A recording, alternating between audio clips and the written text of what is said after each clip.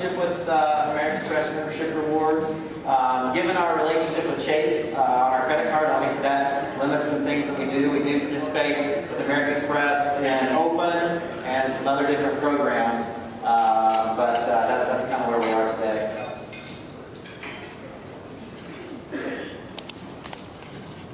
Hi, we have some questions from Twitter.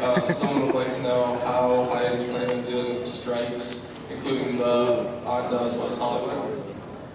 So, good question. There's not a lot I can say about the strikes. Obviously, it's something that we prepare for, and we try to make sure that the guest is impacted as little as possible. In fact, when this crew was in Chicago on Thursday, there were strikes at McCormick and O'Hara. So I don't know if you saw those or were part of those, but certainly it's our intention to minimize any impact to the guests as much as possible. I really can't believe this group doesn't have more questions.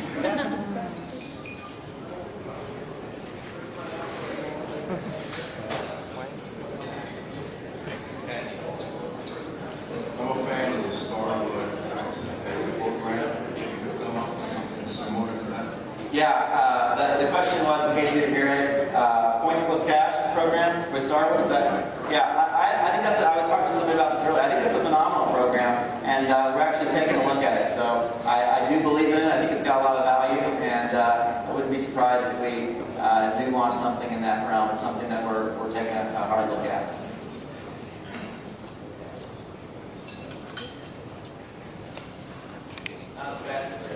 Yeah. So I want to thank you again for looking at the breakfast at Hyatt Place.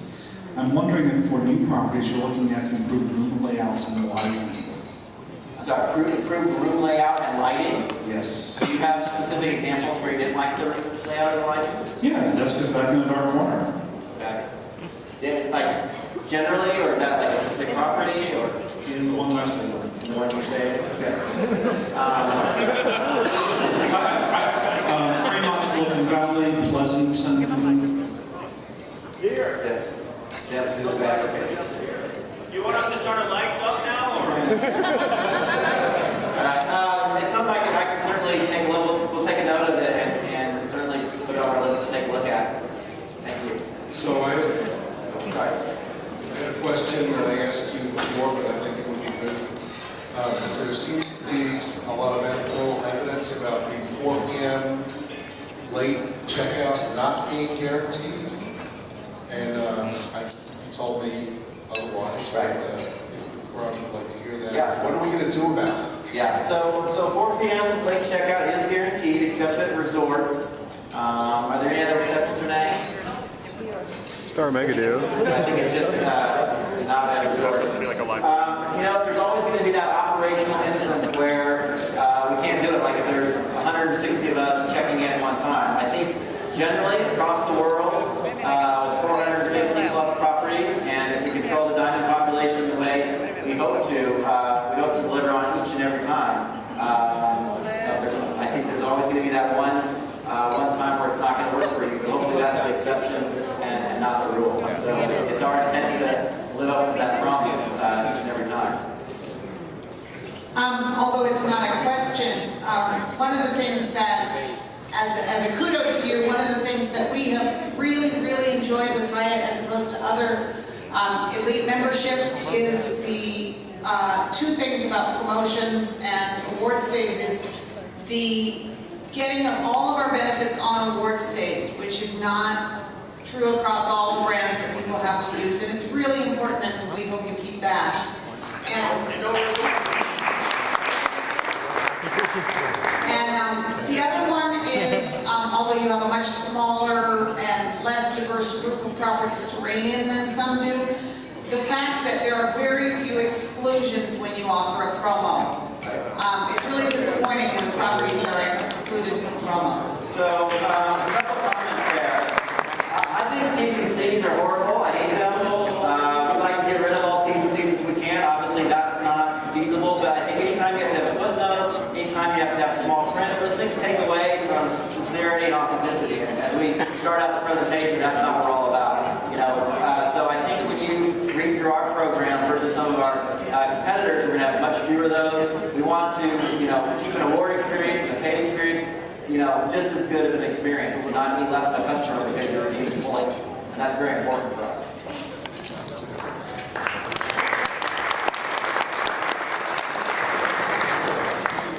So Jeff, one of the things that really makes for a great customer service experience as a participant in any program is knowing what that customer wants, right? So I think from a Hyatt standpoint, is there anything on the customer management side, like within the system, if I stay at a certain property and I say, hey, I really like these particular aspects, I go stay at another Hyatt property 2 weeks later, what's preventing Hyatt from knowing me as a customer from property to property? Yeah, that's a fantastic question, and many of you that work in IT or systems, you know how difficult it is sometimes to get all of your disparate systems to talk to each other. So we have hired in the last couple of years a whole new analytics group, which is going to create this master customer database for us, which we don't have today. So the whole goal of that is to know you as a customer, to customize your preferences, and it's going to be a long-term goal. We're not going to get there in 6 months or in 12 months to make sure that, you know, and I think this is something we can really deliver on versus a bigger hotel company to make it more personal, to make it more intimate. But we have to have the systems in place to do that. We do not have it today. That is a huge financial commitment and a huge leadership commitment from our company at all levels of the company. So it's probably one of the most exciting initiatives that we have going today. Great question.